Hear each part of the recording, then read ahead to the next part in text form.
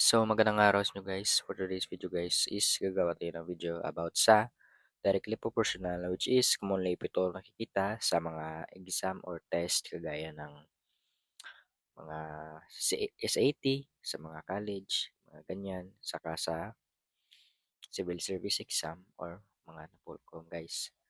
So, proceed guys. We have the formula guys na which is ito po siya guys.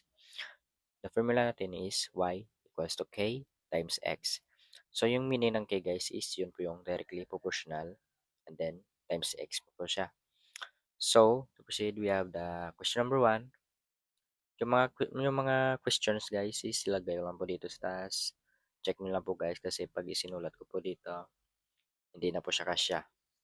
So, to proceed, we have question number 1.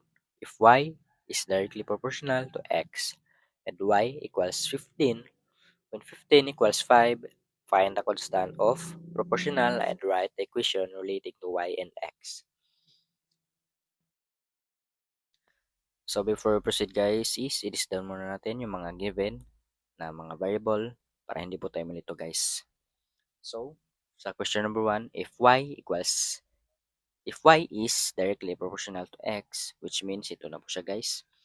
Yan po yung formula, which is translate lang po into words.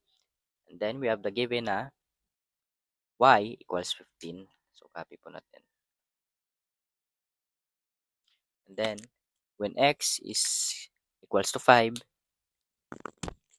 meron po tayong x equals to 5, find the constant of proportional and write the equation relating to y and x.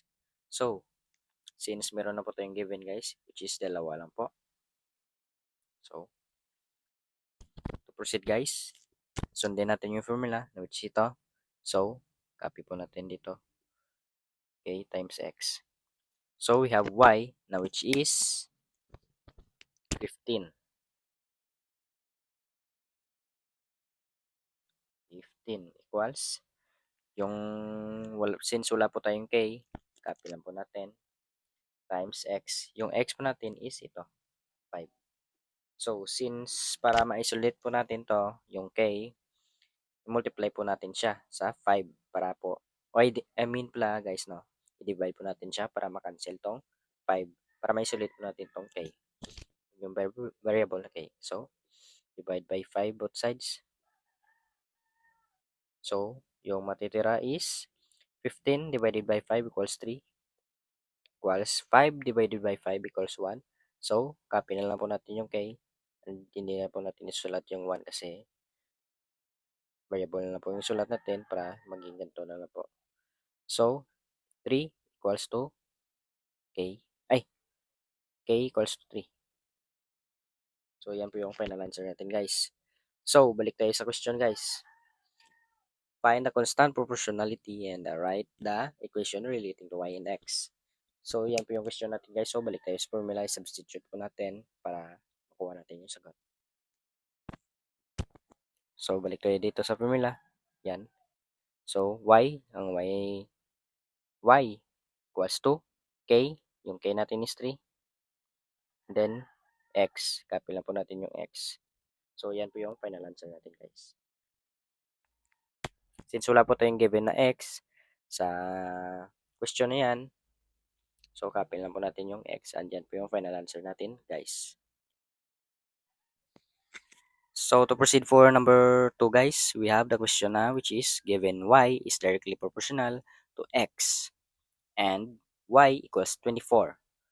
When x is equals to 8, find y when x equals to 12. So, since meron na po tayong given, copy lang po natin kagaya ng ginawa natin sa question number 1.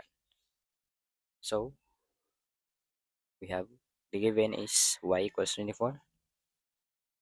And then, when x equals to 8, find the y when x equals to 12.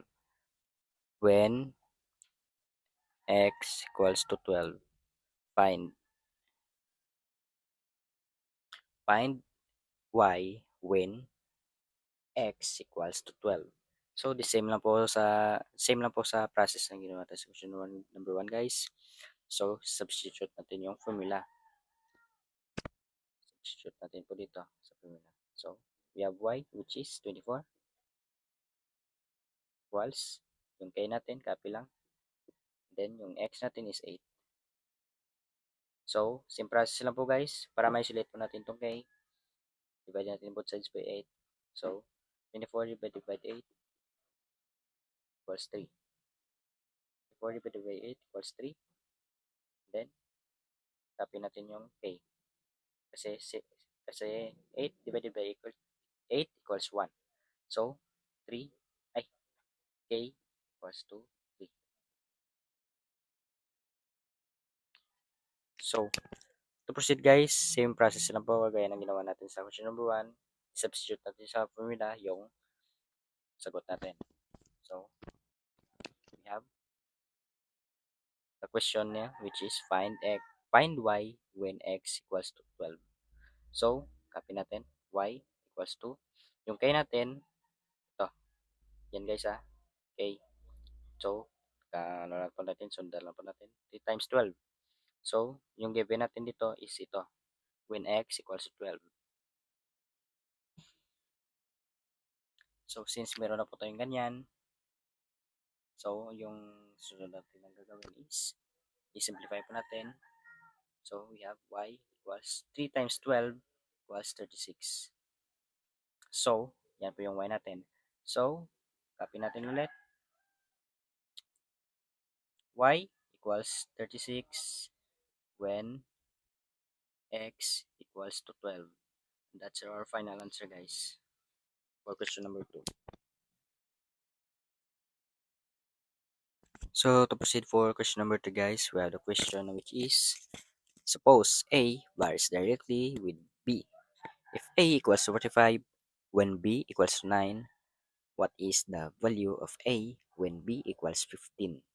So, the same process lang po na ginawa natin guys. So, substitute natin or isulat po pala natin una yung mga variable na mayroong mga numbers para hindi po tayo malito guys. So, we have if A equals 5, if A equals 45, A equals 45, when B equals 9, what is the value of A when B equals 15?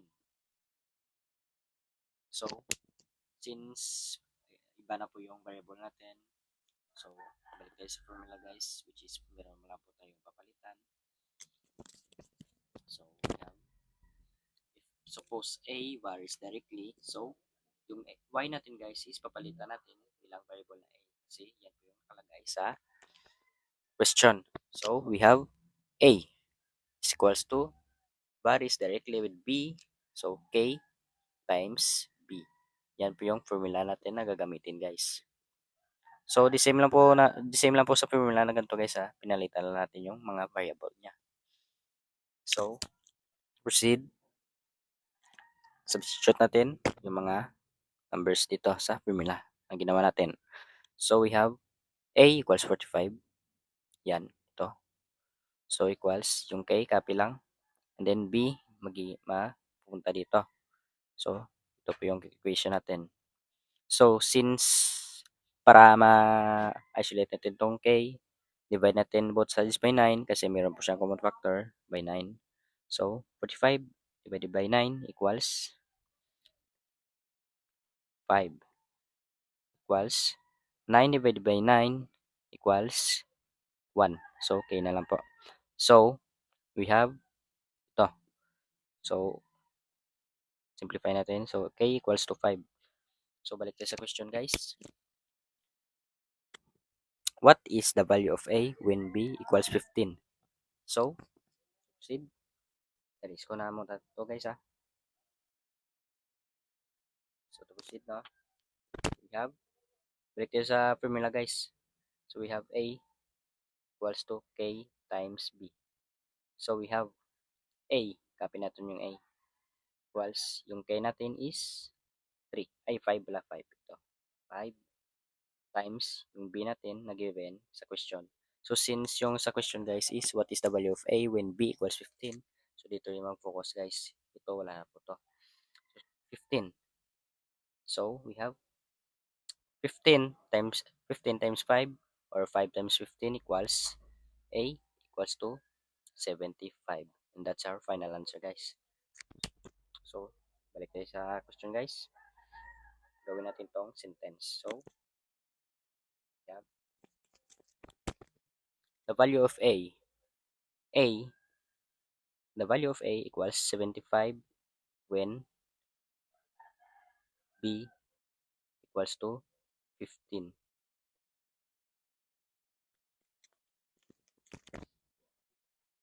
And B equals to 15. That's our final answer, guys, for question number 3. So, to proceed for question number, guys, kayo na po bahala magsagot niyan. So, if you have any questions regarding to this video, guys, or corrections, just pay me, guys, nagre-reply po ako. Maraming salamat po.